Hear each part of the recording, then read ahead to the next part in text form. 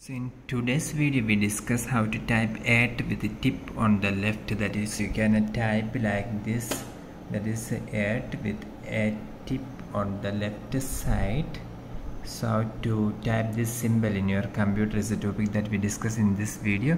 For doing this, first you open your Word, that is first open your Office document, and after that you can type Alt 127892.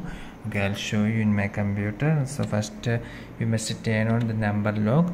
Then you on the left side of your keyboard you must press the Alt key. You do not remove your finger from the Alt key, and at the same time in this area you must type here 1 2 7 8 9 2, and now you can release the finger from this key. Now you can see that a symbol like this, that is 8 with the tip on the left tab. Alright, you can even select this and change the color also from here.